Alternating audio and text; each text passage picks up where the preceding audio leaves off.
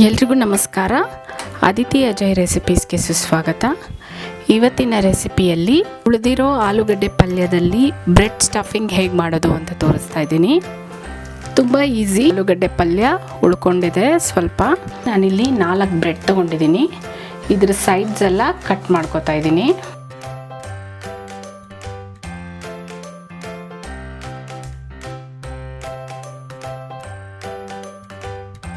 ಈಗ bread sides ಎಲ್ಲ cut ಮಾಡ್ಕೊಂಡಿದ್ದೀನಿ. ಒಂದು ಪ್ಲೇಟಿಗೆ 1 ಸ್ಪೂನು ಕಾರ್ನ್ಫ್ಲೋರ್ ಹಾಕೋತಾ ಇದ್ದೀನಿ. ನೀರಲ್ಲಿ ಮಿಕ್ಸ್ ಮಾಡ್ಕೋಬೇಕು.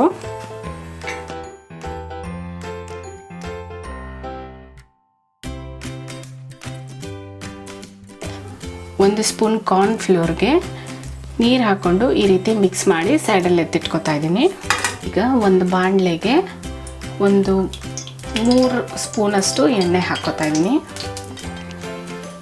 ನಾವು ಸೈಡ್ಸ್ ತೆಗೆದಿಟ್ಕೊಂಡಿದ್ವಲ್ಲ ಆ ಬ್ರೆಡ್ನ ಈ ಕಾರ್ನ್ಫ್ಲೋರಲ್ಲಿ ಹೀಗೆ ಅದ್ದಿ ಒಂದು ಸೈಡ್ ಈ ರೀತಿ ಅದ್ದಿ ಶಾಲೋ ಫ್ರೈ ಮಾಡ್ಕೋಬೇಕು. ಬ್ರೆಡ್ ಫ್ರೈ ಮಾಡ್ಕೊಂಡಿದ್ದೀನಿ ಈ ರೀತಿ ಒಂದು ಸೈಡು.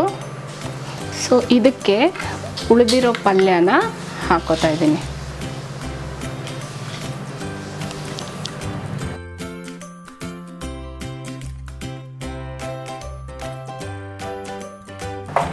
ಮತ್ತು ಈ ಬ್ರೆಡ್ಡಿಂದ ಇದನ್ನು ಕವರ್ ಮಾಡ್ತಾ ಇದ್ದೀನಿ.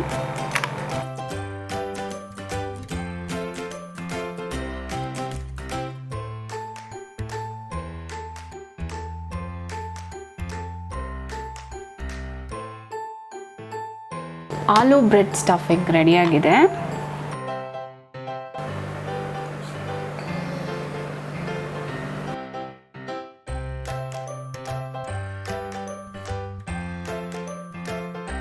ನಾನು ಇದನ್ನು ಟೊಮೆಟೊ ಕೆಚಪ್ ಜೊತೆ ಸರ್ವ್ ಮಾಡ್ಕೋತಾ ಇದ್ದೀನಿ. ಈ ವಿಡಿಯೋ ನಿಮ್ಗೆ ಇಷ್ಟ ಆಗಿದ್ರೆ ಲೈಕ್ ಮಾಡಿ, ಸಬ್ಸ್ಕ್ರೈಬ್ ಮಾಡಿ, ಶೇರ್ ಮಾಡಿ.